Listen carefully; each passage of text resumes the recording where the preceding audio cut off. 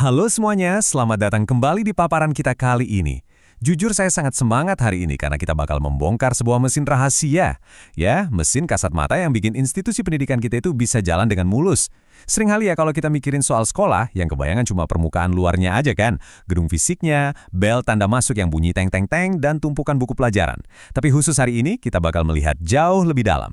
Kita akan membedah anatomi dari sebuah sekolah dan melihat langsung komponen-komponen vital yang bekerja keras di balik layar. Mereka inilah yang memastikan proses belajar mengajar itu nggak cuma sekedar terjadi, tapi benar-benar mencapai kualitas maksimal. Coba deh, pernah nggak sih Anda nanya ke diri sendiri, sebenarnya siapa sih yang benar-benar menjalankan sebuah sekolah? Asumsi yang paling sering kita dengarkan, sekolah itu isinya ya cuma guru yang ngajar sama siswa yang belajar. Selesai. Tapi apa iya sesederhana itu? Coba bayangin, kalau kita cuma mengandalkan guru dan murid di dalam satu ruangan kosong, apakah sistem pendidikan yang sekompleks ini bisa berjalan? Jelas enggak dong, ya kan? Ada sebuah jaringan profesional yang sangat terstruktur, yang menopang itu semua. Nah, hari ini kita bakal menantang asumsi lama tersebut. Oke, mari kita langsung bedah aja. Di paparan kali ini kita punya 6 poin utama. Pertama, ekosistem pendidikan di sekolah. Kedua, peran penting pengawas sekolah. Ketiga, kepala sekolah sebagai pemimpin. Keempat, guru sebagai jantung pembelajaran siswa. Kelima, tulang punggung administrasi sekolah. Dan terakhir, sinergi demi kualitas pendidikan. Kita mulai dari bagian pertama, ekosistem pendidikan di sekolah. Coba bayangkan sekolah itu bukan sebagai hierarki kaku yang membosankan, melainkan sebuah ekosistem yang hidup dan bernapas. Kayak di alam bebas gitu, di mana setiap makhluk hidup butuh yang lain buat bertahan. Di sekolah pun sama, setiap bagian saling terhubung dan saling mempengaruhi. Nah, di dalam ekosistem ini ada 4 elemen esensial: pengawas sekolah, kepala sekolah, guru, dan tenaga administrasi. Keempat peran ini beda banget satu sama lain. Tapi ini kunci utamanya ya. Tanpa kerjasama yang disiplin dari keempat elemen ini, proses pendidikan itu nggak akan pernah bisa mencapai potensi maksimalnya. Masing-masing punya porsi tanggung jawab yang unik demi satu tujuan yang sama. Lanjut ke bagian kedua, peran penting pengawas sekolah. Anda bisa membayangkan peran yang satu ini tuh kayak kompas atau pengontrol kualitas utama dari seluruh operasional sekolah. Mereka lah yang memastikan kapal besar bernama sekolah ini nggak salah arah. Jadi, pengawas sekolah itu adalah tenaga profesional dari Dinas Pendidikan yang tugasnya memastikan kegiatan pendidikan sejalan sama aturan dan tujuan nasional kita. Dan ingat ya, peran mereka itu jauh lebih besar dari sekedar datang, bawa daftar absen administrasi, centang-centang, terus pulang. Nggak gitu. Mereka hadir buat ngasih bimbingan dan arahan yang nyata buat menjaga kualitas sekolah. Coba diperhatikan alur kerja mereka ini. Pertama, mereka mengawasi pelaksanaan kurikulum, dan secara langsung menilai gimana sih proses pengajaran itu dilakukan oleh guru di kelas. Terus, bukan cuma itu, mereka juga membina kepala sekolah dalam hal manajemen. Jadi pengawas ini ibaratnya main peran ganda, sebagai evaluator, tapi juga sebagai motivator. Mereka yang bantu sekolah mendiagnosis kalau ada yang kurang pas, cari solusi buat masalah mendasar, sekaligus ngasih suntikan semangat buat seluruh warga sekolah biar terus maju. Keren kan? Masuk ke bagian ketiga. Kepala sekolah sebagai pemimpin. Nah, dari pengawasan eksternal tadi, sekarang kita masuk ke ruang kemudi. Kalau pengawas tadi adalah kompasnya, maka kepala sekolah ini adalah sang kapten. Ada perbedaan yang sangat brilian di sini. Di satu sisi, kita punya pengawas sekolah yang ngasih pandangan dari luar secara top-down buat ngejaga standar nasional. Tapi di sisi lain, kita punya kepala sekolah yang beroperasi di dalam. Beliau ini yang benar-benar terjun langsung, yang memimpin dan mengeksekusi jalannya pendidikan sehari-hari. Keduanya tuh main di ranah yang beda, tapi justru saling melengkapi dengan sempurna. Sebagai pemimpin utama, kepemimpinan seorang kepala sekolah ini benar-benar jadi penentu. Penentu apakah sebuah sekolah itu bakal sukses atau sebaliknya. Kenapa bisa gitu?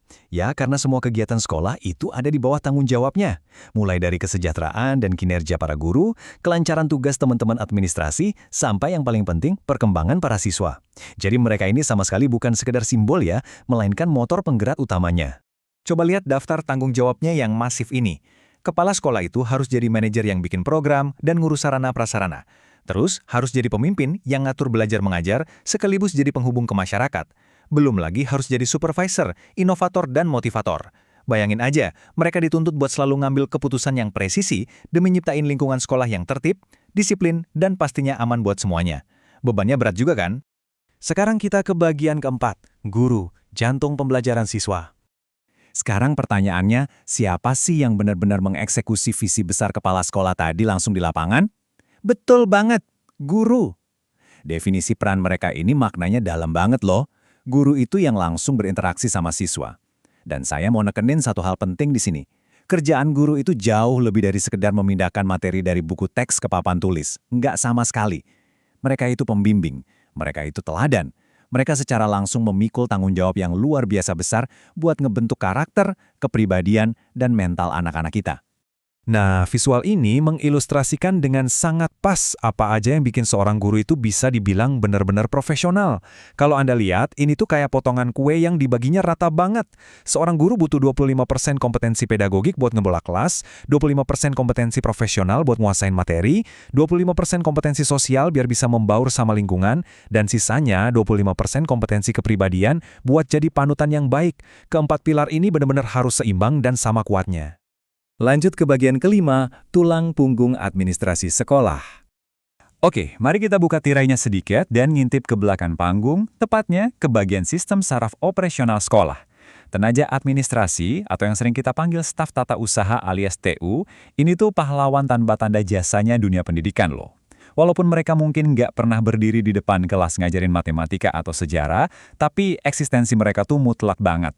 Semua data, dokumen, sampai arus informasi, itu mereka yang urus. Biar apa? Ya biar sekolah tetap rapi dan jalan terus. Jadi para guru dan kepala sekolah bisa 100% fokus ke tugas utama mereka, mendidik. Coba perhatiin urutan tugas harian mereka ini. Mulai dari ngurusin surat masuk, surat keluar, nata data siswa dan guru yang jumlahnya nggak main-main, ngurus arsip penting, bantu administrasi keuangan, sampai harus nyusun laporan sekolah. Ini tuh sebuah proses sekuensial yang harus ngalir dengan mulus. Mereka ibarat mesin tak kasat mata yang terus berputar setiap hari, mastiin semua urusan birokrasi dan pelayanan sekolah tertangani secara efisien. Kalau mereka stop kerja sehari aja, wah bisa kacau balau itu urusan sekolah. Dan bagian terakhir kita, yang keenam, sinergi demi kualitas pendidikan. Sekarang, saatnya kita gabungin semua kepingannya. Matriks ini adalah ringkasan pamungkas kita. Di sini Anda bisa lihat dengan jelas gimana setiap peran yang udah kita bahas tadi saling ngunci dengan sempurna. Bener-bener kayak potongan puzzle. Pengawas ngasih pembinaan dari atas, kepala sekolah yang ngatur strategi di tengah, guru yang langsung eksekusi ke anak-anak di depan, terus teman-teman administrasi yang jadi pondasi data dan layanannya. Semuanya terhubung, saling topang, dan ngebentuk satu tubuh organisasi yang sehat. Pesan utamanya tuh simple tapi ngena banget. Kualitas pendidikan yang benar-benar top itu nggak diciptakan oleh satu pahlawan super raja. Sama sekali nggak. Kualitas itu cuma bisa dicapai lewat dedikasi dan kerjasama yang erat dari semua peran yang baru aja kita bedah tadi. Cuma ketika semuanya bisa bersinergi dengan ritme yang sama, barulah kita bisa nyiptain lingkungan pendidikan yang nggak cuma tertib dan nyaman, tapi juga benar-benar bisa nyetak generasi masa depan yang unggul. Nah, kita udah sampai di penghujung paparan nih. Setelah ngelihat sendiri betapa kompleks dan terstrukturnya mesin yang ngejalanin sekolah kita sekarang, saya pengen ninggalin Anda dengan satu pertanyaan yang lumayan bikin mikir.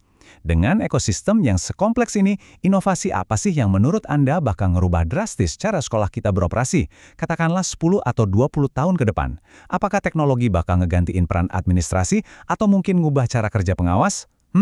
Menarik ya buat dipikirin. Teruslah menggali, teruslah belajar. Terima kasih banyak udah nemenin saya membedah anatomi sekolah yang luar biasa ini. Sampai jumpa di paparan berikutnya.